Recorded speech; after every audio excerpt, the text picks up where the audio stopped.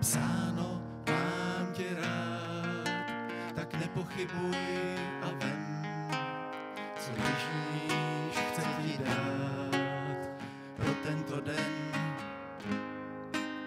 Je psáno, mám tě rád, tak nepochybuj a vem, co Ježíš chce ti dát pro tento den.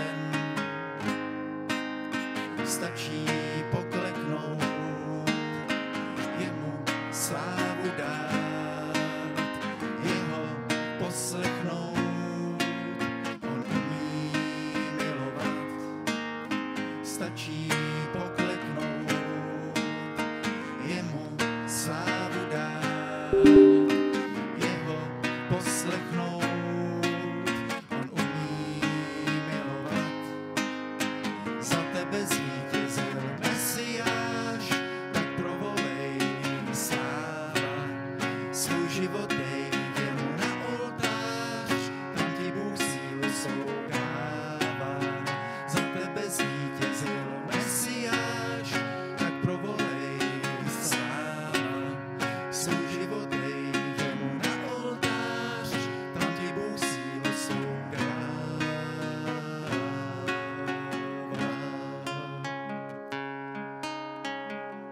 Nemusíš se bát, Boží slovo žít, na Božím slově stát a s ním vítězit. Nemusíš se bát, Boží slovo žít, na Božím slově stát a s ním vítězit. Stačí pokleknout, jemu slávu dát, jeho poslechnout, on umí milovat. Stačí pokleknout, jemu slávu dát, jeho poslechnout, on umí milovat. Za tebe zvítězil Mesiáš, tak provolej sláva. Svůj život dej jemu na oltář, tam ti Bůh sílu svou dává. Za tebe zvítězil Mesiáš, tak provolej sláva. Svůj život dej jemu na oltář, tam ti Bůh sílu svou dává.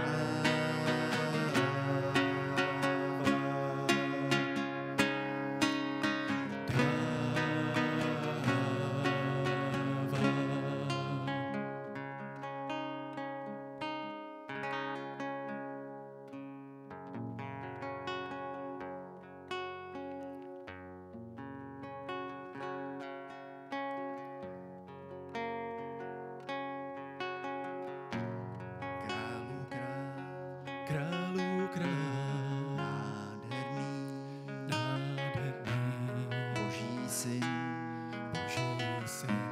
vzkříšený.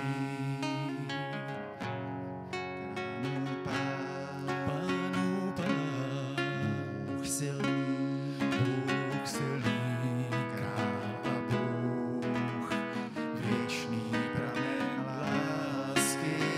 Chválím tě, o Pane, chválím tě, jen ty mě podpíráš.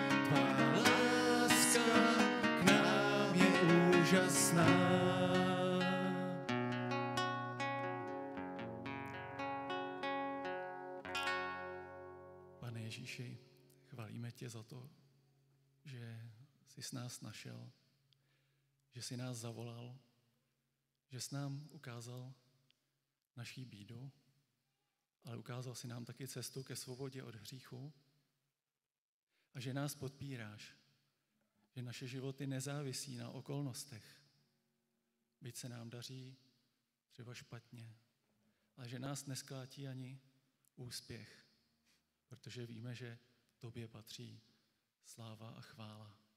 Pane, prosím, požehnej nám. Amen. Amen.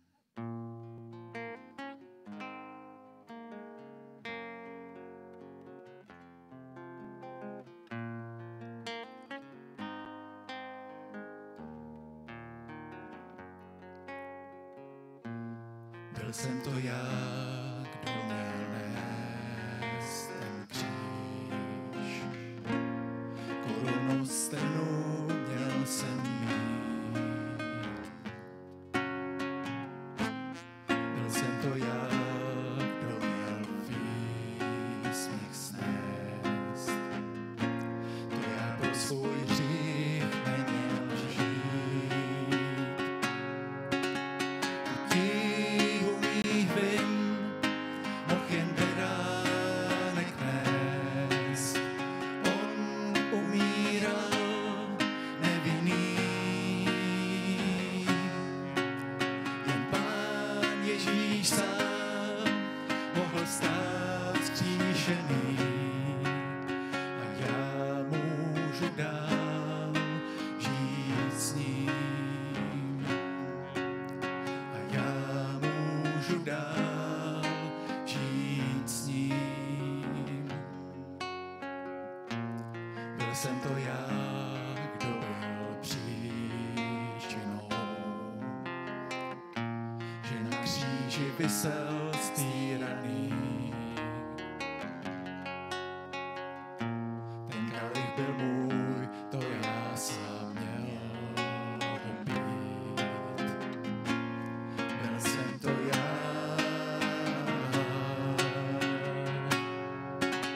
Tu tíhu mých vin mohl jen beránek nést.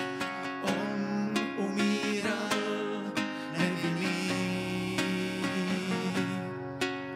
Jen Pán Ježíš sám mohl vstát vzkříšený. A já můžu dál žít s ním.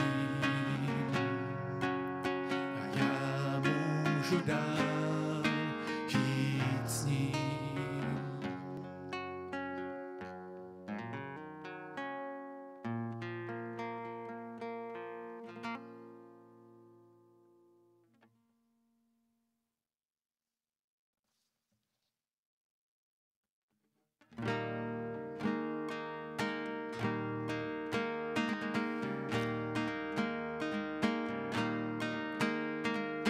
Hospodin je můj pastýř, nebudu míti nedostatku. Hospodin je můj pastýř, nebudu míti nedostatku. Na pastvách zelených pase mne, k vodám tichým nepřivodí. Duši mou občerstvuje, vodí mne po stezkách spravedlnosti pro jméno své. Hospodin je můj pastýř, nebudu míti nedostatku. Hospodin je můj pastýř, nebudu míti nedostatku. Byť bych měl údolím smrti jít, nemusím se zlého bát. Já vím, že se mnou je Pán, jeho hůl a berla potěšují mne. Bůh s námi je. Hospodin je můj pastýř, nebudu míti nedostatku. Hospodin je můj pastýř,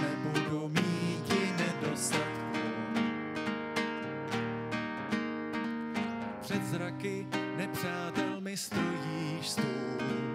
Kalich plný mi naléváš, dobrota tvá neprovází.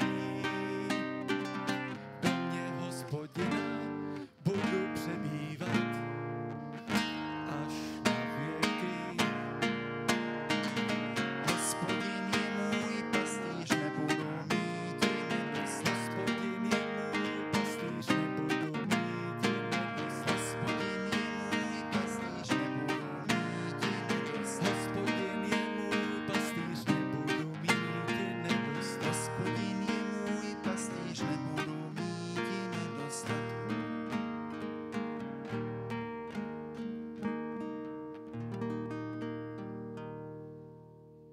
Amen.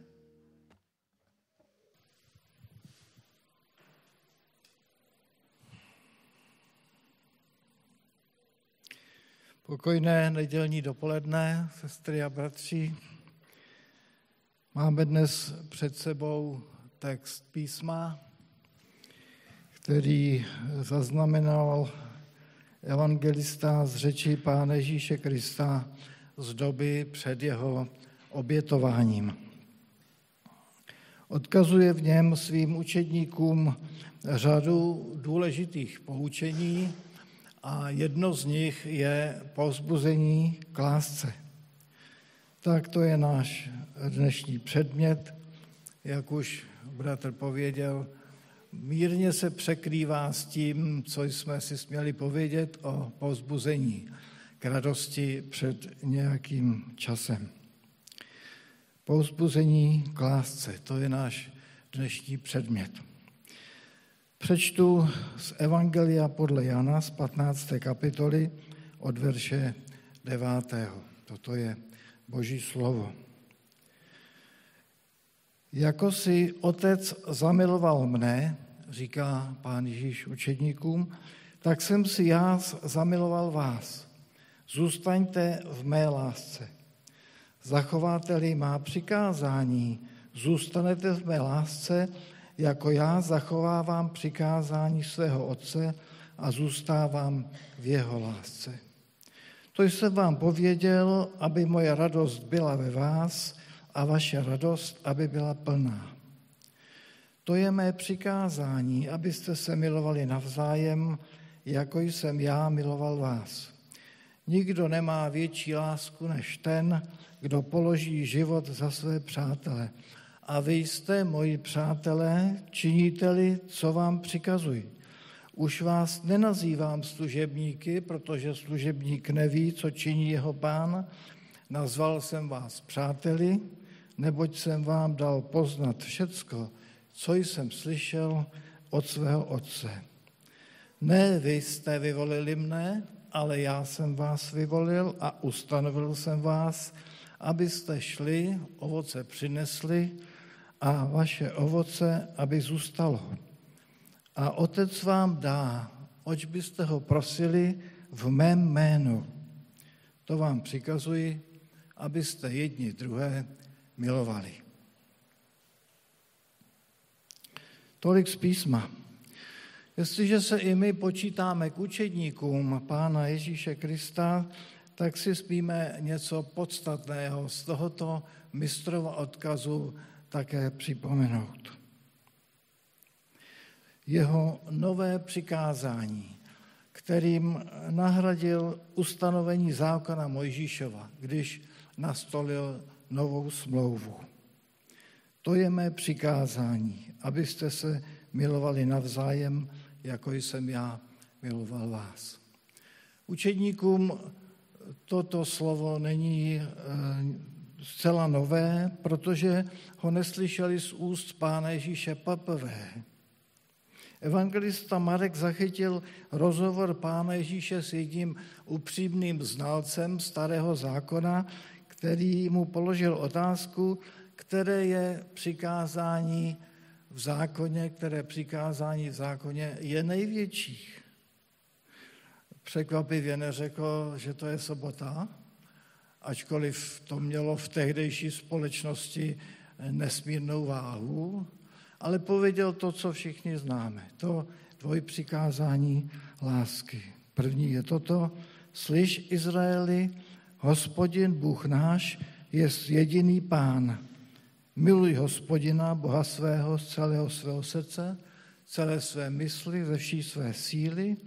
A druhé pak je toto: miluj bližního svého jako sám sebe. Většího přikázání nad tato dvě není, řekl. Z toho je vidět, jak důležité místo měla a má, protože to stále platí, láska k bližnímu a k Bohu, jaké místo má důležité v učení Pána Ježíše Krista. A kdo čtete Nový zákon, předpokládám, že často a s láskou, víte, že i apoštolé Petr, Jan, Pavel mluvili ve stejném smyslu. Na základě těch výroků v písmu, je jich mnoho, by se dalo o lásce povědět mnoho a mnoho. A je pro mě dost nesnadné vybrat z těch předmětů ten, který by mohl být pro současnost aktuální. Ale leží mi dnes na srdci zdůraznit, že v písmu je láska především čin, skutek. Je to jeden z významů, ale mám za to velmi důležitý. V naší společnosti se slovo láska opakuje bambilionkrát, bych řekl, v různých smyslech.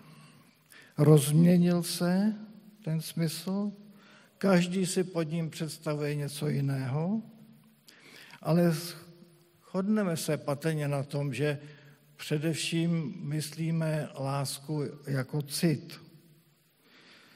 Těžko popsatelný vztah, takový směs sympatie, příchylnosti, přátelství, soucitu, touhy, stesku po tom, koho milují, radost ze sdílení, ze společného času, ze společenství. Tak nějak to skutečně je. Ale láska v biblickém slova smyslu se mnohem víc než k citu blíží ke skutku. Samozřejmě, že o lásce jako o citech je v Biblii také se o ní hovoří. Hovoří se o lásce horlivé, o lásce žárlivé, o lásce věrné, o lásce věčné. Ale mnohem víc místa je věnováno tomu, jak se bude ta láska projevovat. Vždyť my nemáme žádný přístroj na měření stupně citu. Nějaké láskogrady nebo láskostupně. Vezmu si tě za muže, až budeš mít 80 láskostupňů. To prostě není možné. A rozejdeme se, protože už nemáš ani 20 láskostupňů. To není možné. Navíc je to komplikované tím, že od přírody jsme každý jiný, jsme každý jinak vybavení. Máme každý jiný jazyk lásky, že? O tom se také dobře ví. Prostě skutek je spravedlivější měřítko lásky než teplota citu. A myslím, že tomu dobře rozumíme i jako lidé v praxi, protože k čemu jsou slova o lásce, když tomu neodpovídají ty činy? Třeba v manželství. Láska přece nejsou jen velká vyznání, i když i ta potřebujeme občas slyšet, že psycholog řekne, že manželka potřebuje 3krát denně slyšet, že ji milujeme, a muž potřebuje 3krát denně slyšet, že mu žena důvěřuje, že ho podporuje. Aby byli spolu šťastní, je to jedna z podmínek, když se takto nezanedbávají. Ale především jde o tu vzájemnou pozornost, o tu ohleduplnost a pomoc, kde je potřeba, aby každý plnil to, k čemu je od Pána Boha vybaven, co jedině on umí, co je svěřeno muži a co je svěřeno ženě, a je to nezaměnitelné. Tak i Bible rozumí jako činům, lásce jako činům, které dokazují upřímnost a hloubku. Tak to první, povzbuzení k lásce Bohu. Budeš milovat Pána Boha svého z celého srdce, ze vší síly, ze vší mysli. Láska k Bohu má ovšem více podob, že? Když v něj věříme, když mu důvěřujeme, když na něho spoléháme, když mu děkujeme za všech okolností, to vše je také nějak důkazem lásky. Ale dnes chci zdůraznit, že je potřeba dokázat Pánu Bohu lásku tím, že ho posloucháme. Pán Ježíš v souladu s tímto pochopením také předpokládá, že láska k němu se projeví skutky učedníků. Řekl učedníkům, milujete-li mne, tak zachovávejte má přikázání. A sám podle toho také jednal. Je v tom dokonalým příkladem. Četli jsme, nikdo nemá větší lásku než ten, kdo položí život za své přátele. Ta nejvyšší láska Kristova byla dokázána tím nejvyšším skutkem oběti, jaký člověk vůbec může položit, sebeobětováním za druhého. Víte, jak je to hluboké tajemství, to, čím musel Pán Ježíš projít, když nám dokazoval svou lásku, to odloučení od Boha, které je našemu rozumu nepochopitelné. Navíc to apoštol pak potvrzuje, když v 5. kapitole Římanům říká, Bůh dokazuje svou lásku k nám tím, že Kristus za nás zemřel, když jsme byli ještě hříští. Takže když to otočím, tak mohu říci, že neposlušnost Pána Boha, jeho vůle, všechny ostatní projevy lásky trochu znehodnocuje. Činí je nedůvěryhodnými. Myslím zejména naše chvály, že přinášejte Bohu oběť chvály. Jestliže ta chvála nevychází z poslušného srdce, pak bych na to vztáhl to, co si řekl Bůh skrze Samuele králi Saulovi, vzpomínáte si, když neoprávněně obětoval. Poslouchat je lepší než obětní hod, mu řekl. Takže k zapamatování láska k Bohu je poslušnost. To druhé, povzbuzení k lásce k sobě samému. Budeš milovat bližního jako sám sebe. Takže můžeme předpokládat, že nejprve bychom měli správně milovat sami sebe, abychom mohli potom správně milovat bližních. Jak ale milovat sebe? Abychom si rozuměli, chci především říct, že vůbec nemám na mysli nic z toho, jak se sebelásce rozumí dnes. Žádné sobectví vůči druhým. Žádné povýšení člověka nad stvořitele. Že já jsem sám sobě Bohem a rozhoduji o tom, co je dobré a co je zlé. Někdy se lidé mezi sebou začnou rozčilovat, jaká ta dnešní mládež je a jaká to vůbec je doba. Mohl bych na to říci, ale když nevěří v Boha, tak jsou oni bohové, ne? A bohové můžou všecko, tak co se divíte? Člověk bez Boha může všecko. Brzy vyjde názor, přijde na ten názor, že dobré je vlastně to dobré, je to, co mi vyhovuje, co mi dělá dobře. A to skončí potom závislostí na požitcích. Ubavíme se k smrti, říká jedna publikace nevěřícího psychologa.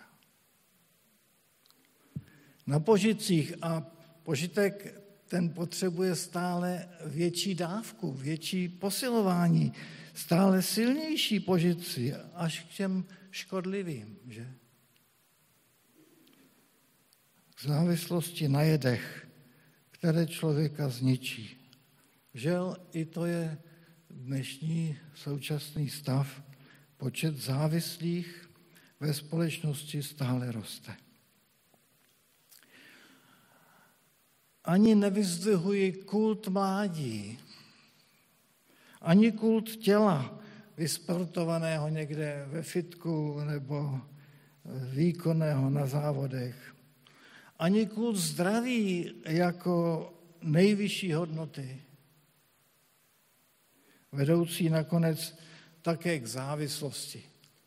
Zdraví, zdravá výživa, od makrobiotiky až k veganství, prostě nové náboženství mého zdraví. A ještě hůř, když se pak stane v církvi člověk středem bohoslužby. Člověk, co mu vyhovuje, aby byl bohatý, aby byl zdravý, aby se cítil dobře při bohoslužbě, aby se trochu i pobavil, aby ho nic neobviňovalo. Pak vyšlo evangelium bez pokání, následování bez kříže a křesťanství bez závazku. Jistě, že nový zákon zná všechny naše přirozené potřeby. Ta boží nadpřirozenost je svým způsobem přirozená, nevede k nějakému sebetrýznění, možná občas doporučuje půst s modlitbou, to je dobré. Bůh dobře ví o naší potřebě oděvu a pokrmu a toho každodenního chleba, za kterého se modlíme v modlitbě Páně, k čemuž patří všechno to nezbytné k životu. A dokonce slibuje, že se o to všecko postará. Naprosto jednoznačně řekne Pán Ježíš, ví Otec váš, že to všecko potřebujete, tak co se pořád staráte? Ví, že naše tělo je chrámem Ducha Svatého a že by mělo být schopné toho vydávání se v živou oběť. Vzpomínáte si na ten výrok apoštolův? Vydávejte sami sebe jako živou oběť. Takže je to naše povinnost starat se, aby ta živá oběť byla co nejdýl zdravá a čerstvá. Že? Já mám na mysli dnes jinou stránku lásky k sobě, o které se asi tolik nemluví, a to je vděčnost. Vděčnost. Učedník Pána Ježíše totiž ví, že tady na světě není náhodou. Že i to své tělo dostal od Stvořitele jako dar a zadal je zdravé, být vděčný. Smí si opakovat se žalmistou, abych si nevymýšlel, opírám se o Boží slovo, může opakovat se žalmistou, ty jsi to byl, Bože, kdo v životě mé matky mě utkal. Tvé oči mě viděly v zárodku, tobě nezůstala skryta žádná z mých kostí, když jsem byl ve skrytosti tvořen. Obdivuhodné jsou tvoje skutky, jak si vážím divů, které konáš, a tobě vzdávám chválu za činy, jež budí bázeň. Žel mnoho lidí nemá rádo své tělo, natož, aby za něj Pánu Bohu poděkovali. Dokonce se na sebe hněvají, že jsou takoví, jací jsou.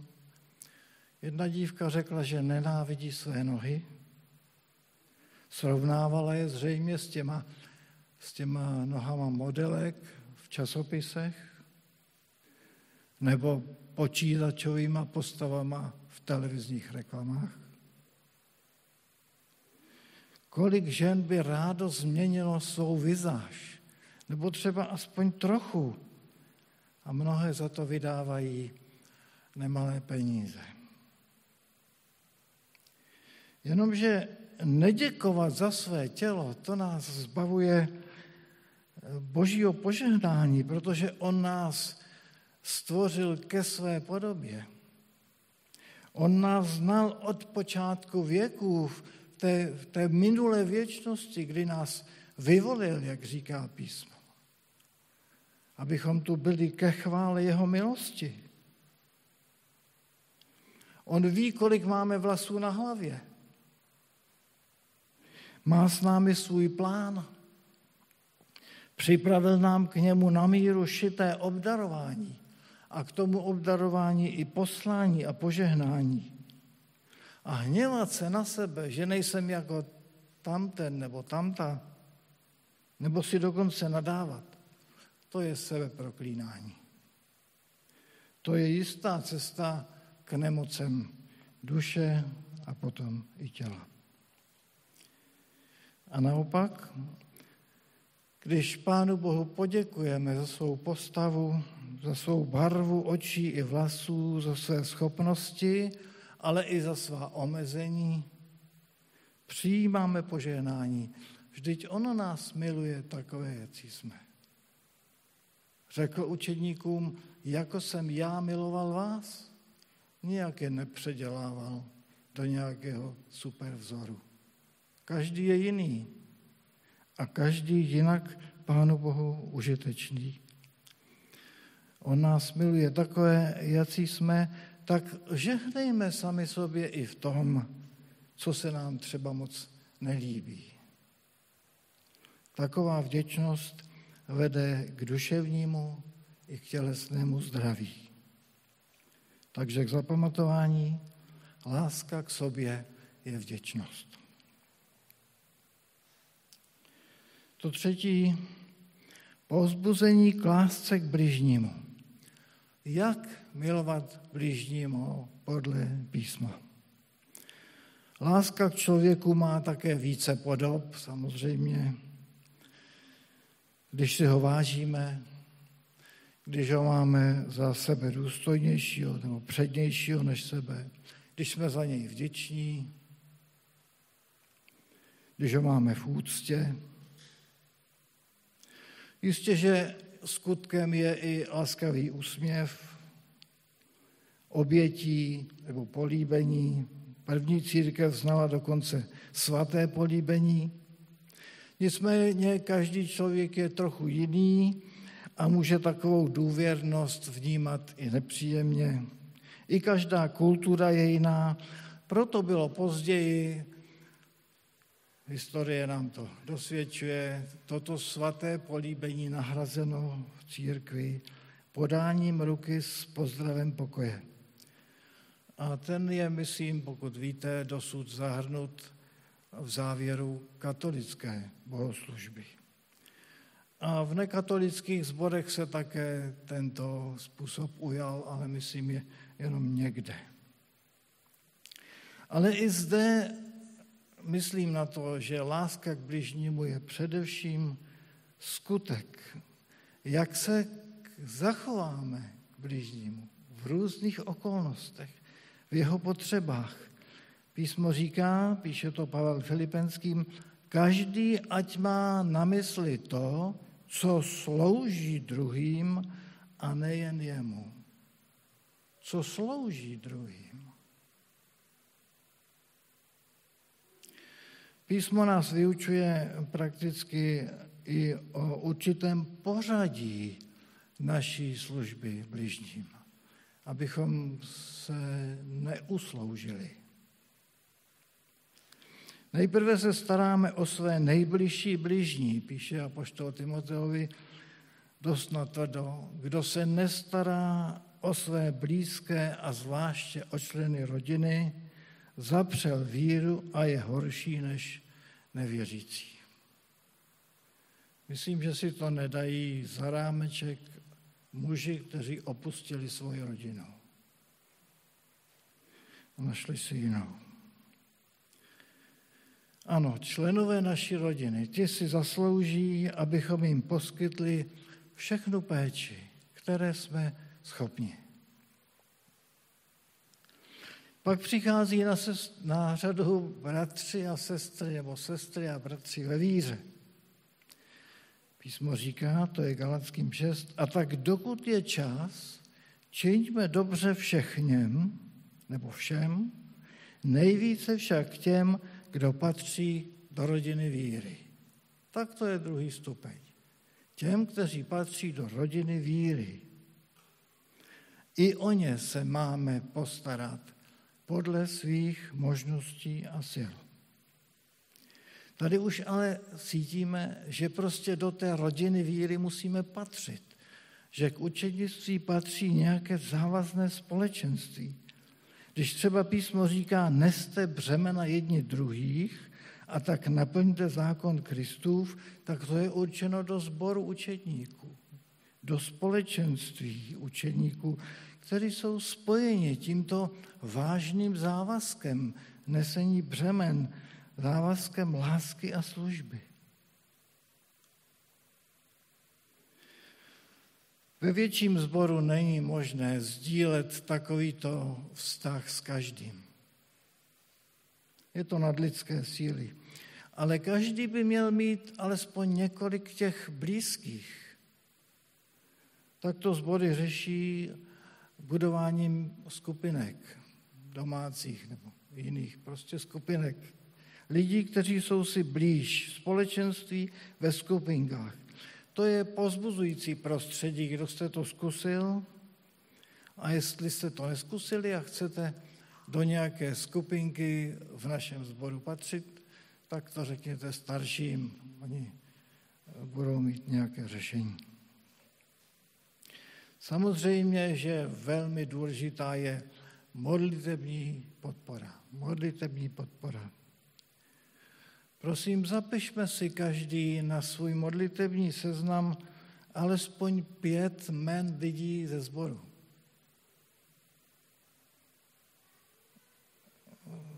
Za které se budeme denně přimlouvat.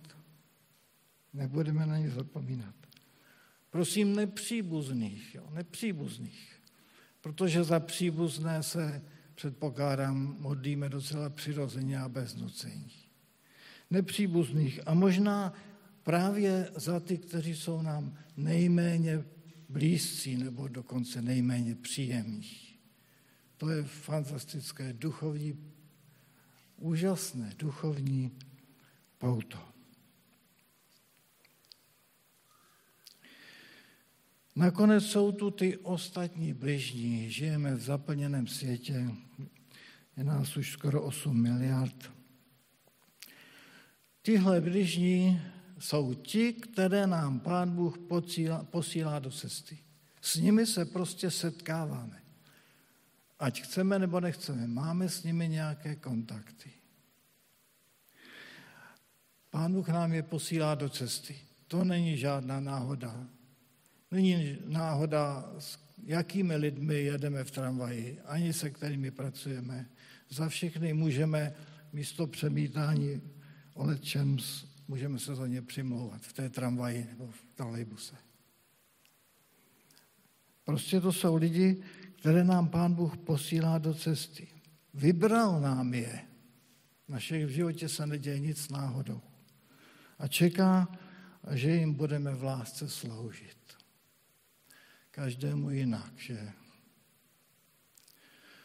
Z písma víme, že určitě každý potřebuje dobré svědectví nebo svědectví našich dobrých skutků. Tak svěť světlo vaše před lidmi, že? Jak je to dál?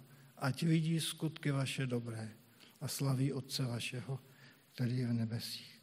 Každý potřebuje vidět naše světlo a sůl, naše skutky, které svědčí o tom, že jsme jiní a že by se na to mohli zeptat. Potom zcela jistě každý potřebuje slyšet evangelium. K tomu jsme posláni. Získávejte mi učedníky, odkázal Pán Ježíš tuto službu, tento úkol ve velkém poslání. Kdykoliv je příležitost, jakmile ty skutky povedou k otázce, je možné říci dobré slovo z dobré zvěsti, kterou je evangelium. Řada našich bližních potřebuje trpělivé ucho. Někoho, kdo by je vyslech v jejich potížích. Víte, že lidé nemají rádi, když na ně dlouho někdo mluví. Když mě bolí zub, jo, ale to, když mě bolel zub. Skáčeme lidem do řečí, je to neúctivé, ale je to důkaz toho, že ty nejseš pro mě důležitý a proto není důležité ani to, co říkáš. Já jsem důležitý a je důležité, co říkám já. Lidé potřebují trpělivé ucho, vyslechnout jejich stýskání. Někteří jsou ostýchaví. Jeden evangelista, jméno mi vypadlo i tu okolnost, ale učil nás, zeptejte se. Každý řekne, mám se dobře. Řekni mi víc. Někteří potřebují povzbudit. Takové vnímavé naslouchání otvírá srdce, protože, jak je známo, písmo říká propasti se ozývá. Z jaké hloubky oslovujeme člověka na té duševní úrovni, z takové hloubky nám on odpoví. Na povrchní otázku odpoví povrchní odpovědí. Jsem se zase někam dostal, kam jsem nechtěl. Někdo potřebuje praktickou pomoc, co se vyjeví při tom rozhovoru, nebo i třeba praktickou pomoc, něco pomoct udělat, anebo i hmotnou pomoc. Protože tady platí, že boží peníze jsou v našich kapsách. A všechna tato vstřícnost, ta dělná vstřícnost, ta otvírá srdce, otvírá cestu k tomu podstatnému, ke sdílení evangelia.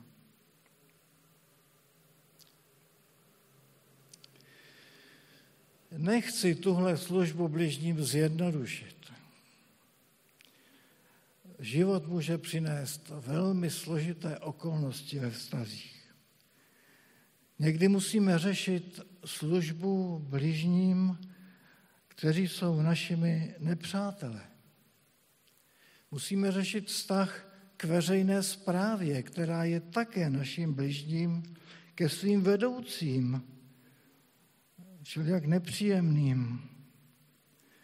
Musíme řešit otázku naší občanské odpovědnosti, protože jsme jednak křesťané především a pak jsme i občané. Někdy musíme řešit otázku pomoci bezbranným a ohroženým v blízku i v dáli.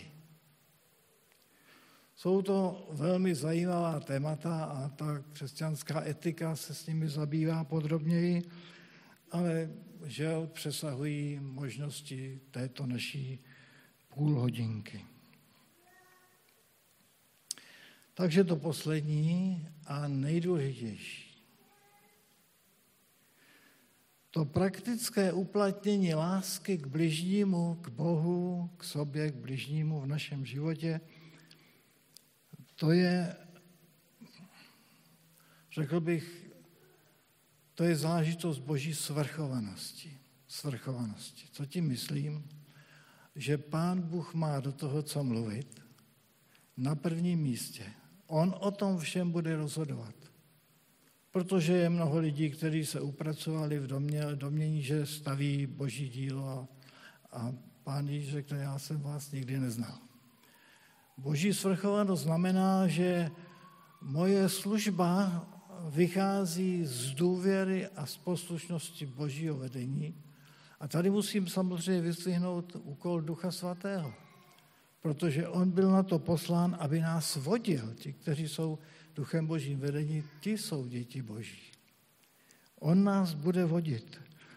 A tak to chci dvakrát podtrhnout, že všecko, co se týká lásky k bližnímu jako skutku, je závislé na Duchu Svatém.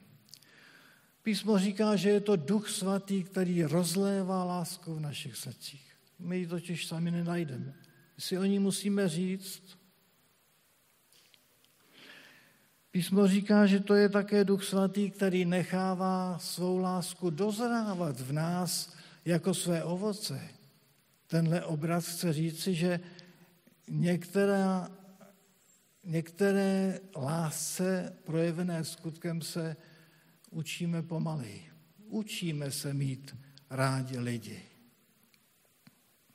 Nenarodili jsme se s tím, aspoň tedy ne všichni. Jenom Duch Svatý může změnit naše pocity k někomu, kdo nám nesedí, nebo dokonce kdo nás nepřijímá, odmítá, nebo nám ublížil. To nedokáže nikdo jiný než Duch Svatý. Ale zkuste to. Možná se vám v mysli vybaví brzy, můžete o to i Ducha Svatého poprosit. Duchu Svatý je v životě mé minulosti někdo, komu jsem neodpustil a cítím k němu hořkost a nepřítel to zakryl, abych to zapomněl, tak to vyhrab z té mé minulosti, protože já mu chci odpustit. Máte k někomu nesympatický vztah. Zkuste poprosit Duchu Svatý, změň tuhle nesympatii v něco lepšího. Moc doporučuji. Já mám zkušenost, že tuhle prosbu někdy Duch Svatý vyslyší během 1 minuty. Kde byl ten nepříjemný pocit, už nevím. To dělá Duch Svatý v našem srdci, jeho ovoce. A také ta praktická služba začíná modlitbou. Nezačíná tím, že si člověk sedne a udělá si program podle svých představ a pak se ho bude snažit naplnit. Duch Svatý má program. Jde jen o to, abychom ho poznali, abychom ho poslechli a splnili ho. Kdo chce sloužit a modlí se za to, tak ho Duch Svatý povede k té nejlepší službě, totiž ke službě podle Boží vůle. Součást té Boží svrchovanosti v našem životě. Podle Božího plánu pro náš život. Možná to nebude to, co jsme si pro sebe vysněli. Nebo co bychom si ji přáli. Ale zcela určitě to bude to nejlepší pro náš život a to nejlepší pro naši věčnost. Abychom mohli slyšet služebníče dobrý a věrný, nad málem si byl věrný, tak tě nad mnohem ustanovím. Já osobně mám v lásce dluhy Bohu, k sobě, bližním. Je třeba s tím něco udělat. Jestli jste někdo na tom podobně, jako já, nenechme tenhle předmět plavat. To řešení je na snadě, je v pokání, protože pokání je vždycky cesta vpřed. Je v pokání, ve změně mysli, modlitbě, třeba s postem, v té touze po novém naplnění Duchem Svatým, který je duchem lásky taky, že moci a rozvahy. A Duch Svatý, on nás bude také obvinovat z té nelásky nebo neslužby, nebo lenosti nebo neochoty, docela trefně a přesně jinak, než to dělá ten zlý, který to také umí takovým velmi tísnivým pocitem, nepříjemným a znepokojujícím. Nejsou nám jeho myšlení neznámá, říká apoštol. Duch Svatý nás upozorní trefně a přesně, protože on zná všechny překážky a příčiny. On byl přitom, když nás Pán Bůh kdysi před tou věčností, minulé věčnosti, formoval do podoby, kterou dnes neseme. Také nás Duch Svatý povede k vyznání viny, naplnění jistoty, že nám bylo odpuštěno, a také nás povede k té správné službě. Takže ta upřímná prosba za lásku, ta je ještě navíc prosbou podle Boží vůle.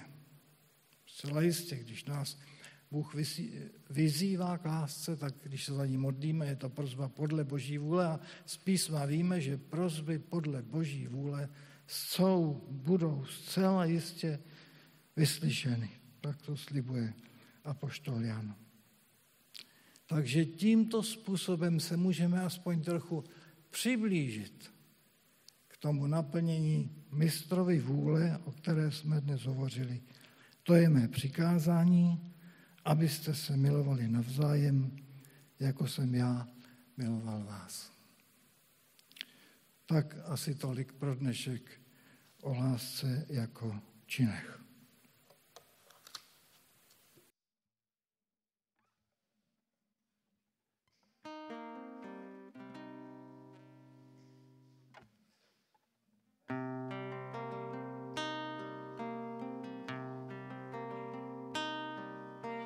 Když lid můj, který zná jméno mé, se sám v modlitbách pokoří. Když mou tvář budou stále hledat a když své cesty zlé opustí,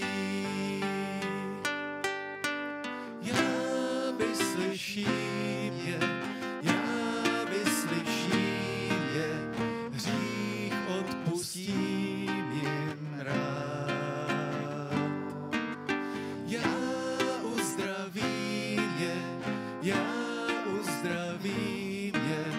já jejich zem mám rád.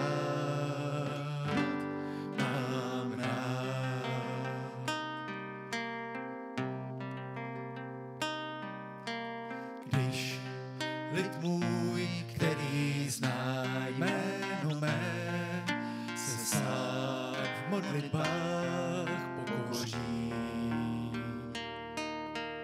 Když mou tvář budou stále hledat a když své cesty zlé opustí, já vyslyším je, hřích odpustím jim rád. Já uzdravím je, já jejich zem mám rád.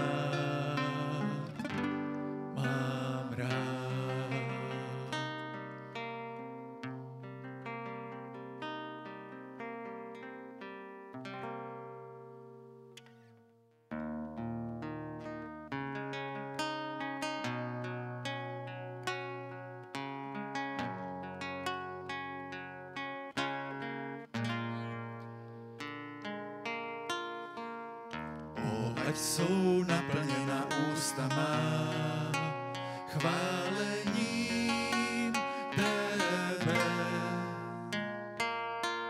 Přes celý den slavením tebe, neboť ty jsi má naděje, Pane Hospodine.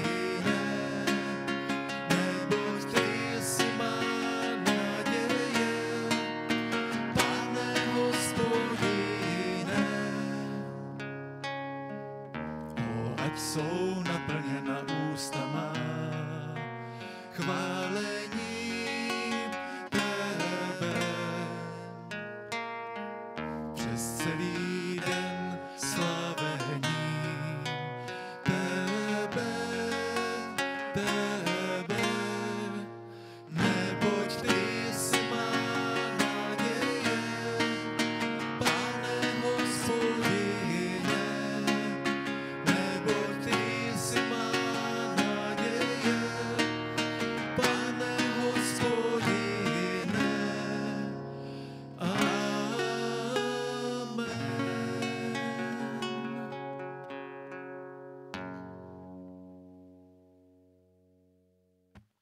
Požehnanou neděli.